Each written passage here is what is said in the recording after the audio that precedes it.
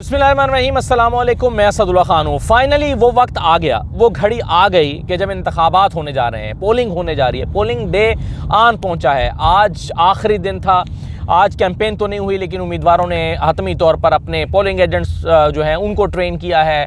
आखिरी जो चीज़ें मैनेजमेंट की रहती थी वो की हैं। कौन ट्रांसपोर्ट लेकर आएगा, कौन टेंट लगाएगा, कौन पोलिंग एजेंट्स कैसे जो है वो अपना काम करेंगे, ये सारी फाइनल हतमी शक्लें आज हुई हैं। अब जो कल की चीज़ें हैं, अब पिछले 2 दिन के अंदर अंदर क्लियर इंडिकेशंस बहुत सारे हवालों से हमारे सामने आई हैं, जिससे हमें अंदाज़ा हुआ है कि बड़े बड़े बुर्ज उलटने जा रहे हैं, बड़े बड़े अपसेट्स होने जा रहे हैं। बड़े बड़े नाम जो 5-5 दफ़ा असम्बलियाँ पहुँचे हुए थे, याद रखिए 5-5 दफ़ा मैंने बने हैं, वो वाइप आउट होने जा रहे हैं। कल का इलेक्शन वो हारने जा रहे हैं। मैं आपको इसके कैटेगोरिकली नाम लेकर बता चुका हूँ। कल शाम को मैं आपको फिर याद कराऊंगा कि देखें, मैंने इन हलकों के बारे में कहा था कि ये जो है वो हारने जा रहे हैं। अब इस वक्त रौला पड़ा हुआ है इस्तेकाम पाकिस्तान पार्टी का। इस्तेकाम पाकिस्तान पार्टी सिर्फ 2 सीटों पर जीत पा रही थी और अब वो 2 सीटें भी ख़तरे में पड़ गई हैं। अलीम खान साहब के साथ क्या हुआ है? अलीम खान 2 सीटों से लड़े हैं, N117 से, जहाँ पर सीट एडजस्टमेंट हुई, नून लीग ने उनके लिए ये हल्का खाली छोड़ा, और दूसरा NA149 से लड़ रहे हैं, जहां पर अलीम खान जो हैं वो मुकाबला कर रहे हैं जो है वो MP की सीट पर भी। अब अलीम खान साहब के साथ क्या हुआ है देखें। जब शहबाज शरीफ साहब ने ये अनाउंस किया है, जब उन्होंने ये कहा कि हम ये जो IPP है इसको हम सपोर्ट नहीं कर रहे, मंसूर के प्रोग्राम में कहा ना उन्होंने कहा जी हम IPP को सपोर्ट नहीं कर रहे, हमारी सिर्फ सीट एडजस्टमेंट हुई है।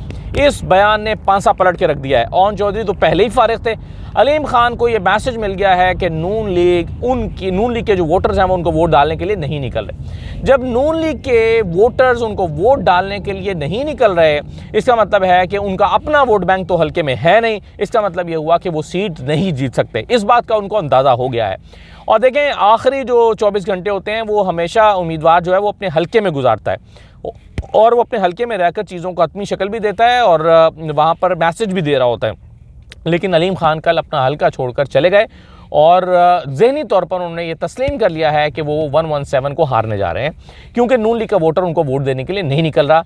और इस बात का उन्होंने जो है वो इस बात को उन्होंने तस्लीम कर लिया है ज़हनी तौर पर कि वो इसको लूज़ करने के लिए जा रहे हैं।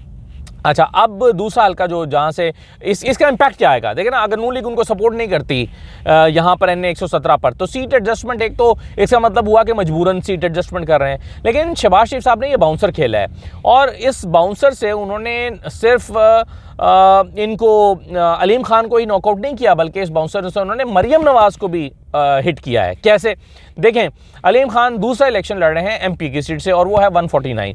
ये 149 मरियम नवाज़ की 119 के नीचे बनती है। अब मरियम नवाज़ की जो 119 है उसके नीचे जब अलीम खान लड़ेंगे, और यहाँ पर अलीम खान का अपना कुछ वोट बैंक मौजूद है, अगरचे वो 117 में नहीं है क्योंकि वहाँ से वो पहले नहीं लड़े, लेकिन यहाँ पर उनकी फाउंडेशन वगैरह और उनके कुछ सोशल वेलफेयर के काम, और यहाँ से वो पहले भी लड़ चुके हैं, जीत चुके हैं। तो अलीम खान का 149 जो है उसके अंदर उनका एक वोट बैंक मौजूद है, चाहे वो 15, 20, 25 हज़ार ही क्यों ना हो, लेकिन बहरहाल है।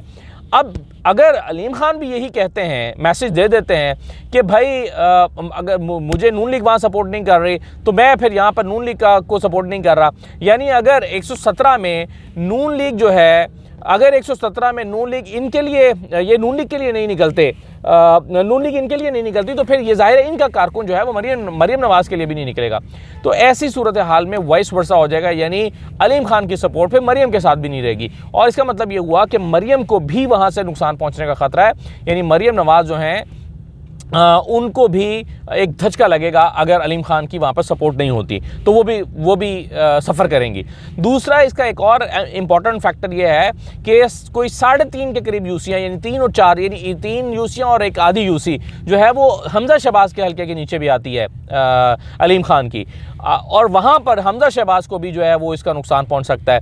तो एक हल्का N117 डिस्टर्ब होने से बाकी 2 हल्के PP के भी डिस्टर्ब हो रहे हैं। तो आप इससे अंदाज़ा ये कीजिए, इस सूरत हाल में आप ये अंदाज़ा लगाएं कि अलीम खान खुद भी परेशान है, और इस सिचुएशन के डेवलप होने से मरियम नवाज़ भी परेशान है। यानी आप एक तो NA की सीट अपनी खो रहे हैं, वहाँ से मलिक रियाज लड़ा करते थे नून लीग के, एक तो आपने उनको भी नाराज़ किया, अपनी सीट भी ज़ाया की। वहाँ पर अब देखें N117 में एजाज बुटर की कैंपेन बन गई है, एजाज भुट्टर वहाँ से सीट जीतने की पोजीशन में आ गए हैं और बहुत ही बेहतरीन और ज़बरदस्त किस्म की उनकी कैंपेन जो है वहाँ पे चल रही है। तो एजाज तो ये अलीम खान के साथ हुआ। दूसरा जहांगीर तरीन साहब के साथ क्या हुआ? जहांगीर तरीन साहब के साथ ये हुआ है कि उन्होंने, आप जानते हैं कि उनको हर हाल में असम्बली में लाना ज़रूरी है क्योंकि उनके सर पे फिर आगे गेम चलनी है।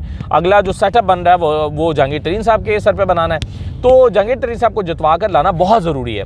जहांगीर तरीन को जितवाने के लिए पहले वहाँ से तगड़े उम्मीदवार शफीक अराइन को बिठाया गया, दस्तबरदार कराया गया। फिर वहाँ से पीर इकबाल शाह जो हैं वो खड़े हुए, वो भी बहुत तगड़े उम्मीदवार हैं। पीर इकबाल शाह को भी वहाँ से दस्तबरदार करा दिया गया। फिर वहाँ से तहरीक इंसाफ ने खड़ा कर दिया इफ़त सोमरो को। इफ़त सोमरो जो है वो आप जानते हैं कि उनका कोई बड़ा नाम नहीं था, ना पॉलिटिकल बैकग्राउंड था, लेकिन हुआ ये कि शफीक अराइन और पीर इकबाल शाह ने दोनों ने उनकी हिमायत का ऐलान कर दिया। जब दोनों ने हिमायत का ऐलान कर दिया तो उनकी कैंपेन बन गई। अच्छा, इन्होंने क्यों ऐलान किया पीर इकबाल शाह, शफीक अराइन वगैरह ने? इन्होंने इसलिए ऐलान किया कि भाई अगर यहाँ से जहांगीर तरीन जीत जाते हैं तो हल्का तो इनका ख़राब हो जाएगा। फिर आप किसी को एक दफ़ा MNA बन जाए, फिर वो काम कराता है या जो भी चीज़ें करेगा वो फिर अपना कदम जमा लेता है, कदम पक्के कर लेता है। तो ऐसी सूरत में इनको जहांगीर तरीन को ना जितवाना जो है, यानी शफीक अराइन और पीर इकबाल शाह यही सोचेंगे ना कि भाई मैं जीतूं या ना जीतूं, लेकिन मेरे मुखालिफ को नहीं यहाँ से जीतना चाहिए। तो उन्होंने जो है वो इफ़त सोमरो की हिमायत का ऐलान किया और हिमायत का ऐलान करने के बाद हमने देखा कि वहाँ पर उनकी कैंपेन जो है वो ज़बरदस्त बनना शुरू हो गई। जब ज़बरदस्त बनना शुरू हो गई तो फिर उनके ऊपर भी मुश्किलात आई। जब मुश्किलात आई तो ज़ाहिर है औलाद पर बात आती है, तो फिर आप अपनी मुश्किलात आपको सरेंडर करना पड़ता है। तो हमने देखा कि इफ़त सोमरो जो है वो जाकर जहांगीर तरीन के घर से बरामद हो गई और वहाँ पर उन्होंने उनकी हिमायत का ऐलान कर दिया और इलेक्शन से दस्तबरदार हो गई। अब नून लीग ने, तहरीक इंसाफ ने एक दफ़ा तो ये कैंपेन चलाई कि जी जहांगीर तरीन को नहीं जीतने देंगे, जाओ सारे निकलो और सदीक बलोच को वोट करो। सदीक बलोच जीत जाए, जहांगीर तरीन को नहीं जीतने देंगे। लेकिन फिर उनको ख्याल आया कि हमारा एक लड़का यहाँ पर है जिसको सपोर्ट किया जा सकता है। उन्होंने राव कासिम को सपोर्ट किया। राव कासिम जो हैं वो आज़ाद उम्मीदवार थे, नलके के निशान पर इलेक्शन लड़ रहे हैं। जब उन्होंने राव कासिम को सपोर्ट किया तो हमने देखा कि 24 घंटे के अंदर तो उनकी कैंपेन बन गई। अब 24 घंटे के अंदर जब राव कासिम की कैंपेन बनी है तो जहांगीर तरीन फिर एक दफ़ा परेशानी में आ गए। अच्छा, अब राव कासिम जो है उनका मामला ये है कि वो, उनकी जो राव फैमिली है उनके अच्छे खासे 5 यूनियन काउंसिल्स हैं राव की। राव बरादरी की 4 से 5 यूनियन काउंसिल्स हैं। अब ये राव बरादरी की यूनियन काउंसिल जो है ये जहांगीर तरीन साहब को वोट नहीं करेंगी या नहीं कर सकती। और इस इलाके में जहाँ पर जिन इलाकों में ये राव बरादरी मौजूद है उस इलाके से जहांगीर तरीन का वैसे भी ताल्लुक़ नहीं है, ना उनका वहाँ पर फार्म हाउस है, ना उनका डेरा है, ना वहाँ पर वो रहते हैं, वो रहते भी दूसरी जगह पर जाके हैं। तो जहांगीर तरीन जो है वो एक और मुश्किल में पड़ गए हैं। अब ऐसी सूरत में अगर नलका अपनी कैंपेन पूरी तरह से ना भी बना पाया तो जाहिर है बल्ले के निशान, ऑब्वियसली बल्ले का निशान नहीं है लेकिन बल्ले की सपोर्ट है या PTI की सपोर्ट है, तो PTI की सपोर्ट से वो इतने वोट ज़रूर ले सकता है कि जहांगीर तरीन ना जीत पाएँ और उसका फ़ायदा सदीक बलोच को हो जाए। तो जहांगीर तरीन साहब की सीट भी खतरे में पड़ गई है। अब जहांगीर तरीन का दूसरा मसला ये है कि आमिर डोगर वाली सीट जो है वो तो ऑलरेडी हार रहे हैं। जो वहाँ पर तो नून लीग ने भी अपना उम्मीदवार जो है वो दस्तबरदार कराया हुआ है बेशक, लेकिन आमिर डोगर जो है वो वहाँ पे स्ट्रॉन्ग है, 40-50 हज़ार से पहले भी जीते हुए हैं वो हल्का। तो जहांगीर तरीन साहब पहले ही मुल्तान में इतना ज़्यादा उनकी सपोर्ट नहीं थी और यहाँ पर जो है लोधरा में भी अब उनका मसला हो गया है और वो प्रॉब्लम में आ गए हैं। वो अलग बात है कि जहांगीर तरीन साहब को अगर हर हाल में जिता के लाना हुआ तो एक अलग मसला है, लेकिन बहरहाल जहांगीर तरीन इस वक्त जो है वो जीतने की पोजीशन में अपने तौर पर अगर लड़े तो उनके लिए जीतना तकरीबन नामुमकिन इस वक्त दिखाई देता है। और अलीम खान की सूरत हाल भी मैंने आपको वाजे कर दिया। अलीम खान ये भी सोच रहे हैं कि अगर मैं MNA नहीं जीत पाता तो कम से कम MPA जीत कर अपनी सियासी साख बचा सकता हूँ, सियासत बचा सकता हूँ और वज़ीर आला का उम्मीदवार बन सकता हूँ। क्योंकि वो सोच रहे हैं कि ऐसा एक सिस्टम बनेगा कि जिसमें आज़ाद उम्मीदवार IPP में इतनी बड़ी तादाद में पंजाब में आ जाएंगे कि हम जो है वो एक इम्पॉर्टेंट फैक्टर बन जाएंगे और फिर हम कहेंगे नून लीग से कि अगर आपने हुकूमत बनानी है तो हमें वज़ारत आला दे दो, और वो वज़ारत आला दे देंगे। ये वो सोच रहे हैं और ये फार्मूला बन भी सकता है, इसमें कोई ये बहीदस कयास भी नहीं है। तो देखना ये है कि अब अलीम खान अपनी नीचे वाली MPA की सीट भी जीत पाते हैं कि नहीं, क्योंकि पिछली मरतबा PTI का टिकट होने के बावजूद वो MNA हार गए थे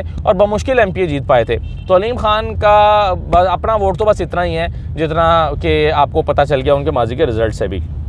अच्छा, अब 2-3 चीज़ें बड़ी इंपॉर्टेंट है कल के हवाले से। एक तो कल का सारा इलेक्शन डिपेंड करता है वोटर टर्नआउट पे। अगर वोटर टर्नआउट अच्छा रहा तो फिर 100 से ज़्यादा सीटें आज़ाद उम्मीदवार जीत जाएंगे और नून लीग जो है वो 70 तक महदूद हो जाएगी। और अगर नून लीग को थोड़ा सा धचका और लग गया, वोटर टर्नआउट 5% और बढ़ गया यानी 70 से 75 हो गया तो शायद नून लीग इससे भी कम सीटें जीत पाए और आज़ाद उम्मीदवारों की तादाद 120-25 तक पहुँच जाए, ये भी मुमकिन है। अच्छा, अब ऐसी सूरत हाल में खुरम एम्बुलेंस को रास्ता दे देना।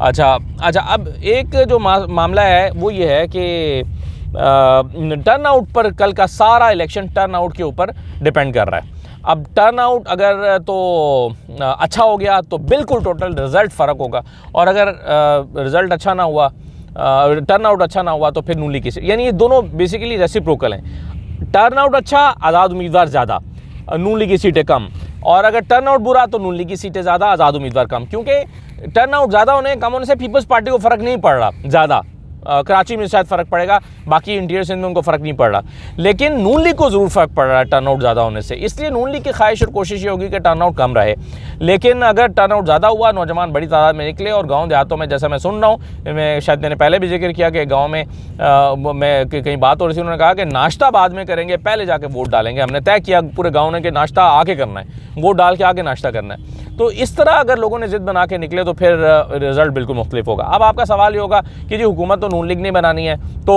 100, 125, 150 अगर उम्मीदवार जीत भी जाते हैं आज़ाद उम्मीदवार तो क्या होगा?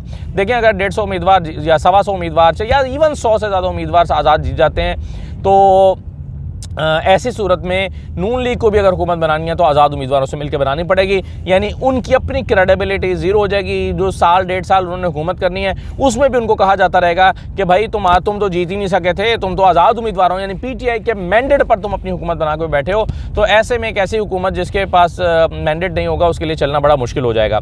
तो इवन मैं समझता हूँ कि अगर 100 आज़ाद उम्मीदवार जीतते हैं और 100 के 100 भी किसी और पार्टी में चले जाते हैं, 100 के 100 भी कहीं और पार्टी में चले जाते हैं, तो इलेक्शन की साख ख़त्म हो जाएगी, क्रेडिबिलिटी ख़त्म हो जाएगी, और ये हुकूमत जो इस तरह की एक मलगूबा सी हुकूमत बनेगी वो चल नहीं सकेगी। दूसरा, यानी वोटर टर्न आउट कल का बड़ा इंपॉर्टेंट है। अगर वोटर टर्न आउट अच्छा हो गया तो बिल्कुल कहानी मुख्तलिफ होगी। अच्छा, फिर एक सवाल ये है कि आज़ाद उम्मीदवार जीत गए, तो खैबर पख्तूनख्वा में आज़ाद उम्मीदवार जीत गए सूबाई असम्बली की सीट पर, तो क्या होगा, हुकूमत कैसे बनेगी? ये बहुत ही इंपॉर्टेंट क्वेश्चन है कि खैबर पख्तूनख्वा में फ़र्ज़ कीजिए कि सूबाई असम्बली पर जो है वो मेजॉरिटी आ जाती है जी आज़ाद उम्मीदवारों की, तो आज़ाद उम्मीदवार फिर कैसे हुकूमत बनाएंगे? क्या आज़ाद उम्मीदवार अपना एक ग्रुप बना के एक बंदे को खड़ा करके उसको वोट देकर उसको वज़ीर आला बना देंगे, यानी आज़ाद उम्मीदवारों के निशान, आज़ाद उम्मीदवारों के ग्रुप से वो आज़ाद हुकूमत बन जाएगी और बग़ैर किसी पार्टी की हुकूमत होगी, यानी वो आज़ाद उम्मीदवारों की हुकूमत होगी। इस तरह होने जा रहा है खैबर पख्तूनख्वा में मोस्ट लाइकली जो नज़र आ रहा है। और इसी तरह से अगर विफाक में 125 आज़ाद उम्मीदवार जीत जाते हैं, और क्योंकि ये तो तय है कि इनको पार्टी पीटीआई से एफिलिएशन नहीं करने दी जाएगी, और कहा जाएगा कि नहीं जी आप तो कर ही नहीं सकते, क्योंकि अगर कर सकते होते तो फिर तो ज़ाहिर है पीटीआई के बल्ले के निशान पे ही लड़ा देते, वो मसला ना होता। तो ये एक बड़ा सवाल केपी की हुकूमत के हवाले से भी उठ खड़ा हुआ है। अब मैंने अभी 92 पे ट्रांसमिशन चल रही थी, उसमें पूछा गया कि कितनी सीटें कौन कौन सी जमात जीत रही है, कैलकुलेशन क्या कहती है, तो उस पर सभी लोग बैठे हुए थे, उन्होंने अपनी अपनी प्रेडिक्शन दी है, मैंने भी अपनी प्रेडिक्शन दी है। मैंने भी कहा है कि पीपल्स पार्टी की मुझे इतनी सीटें हैं कैलकुलेट करने के बाद, पीटीआई की इतनी हैं, आज़ाद उम्मीदवार इतने हैं पीटीआई के, और नून लीग की इतनी हैं, और किस के सूबे में कितनी है। तो ये जो नंबर है ये मैं आपसे रात वाला व्लॉग जो आप रात में लेट नाइट देखेंगे या सुबह देख लेंगे, उसमें मैं आपके साथ टोटल नंबर अपनी प्रेडिक्शन शेयर कर दूंगा कि कौन कितनी सीटें जीतता हुआ दिखाई दे रहा है। तो ये जो है वो इस पर हम फिर अगले व्लॉग में बात कर लेंगे। इजाज़त दीजिए, अल्लाह हाफ़िज़।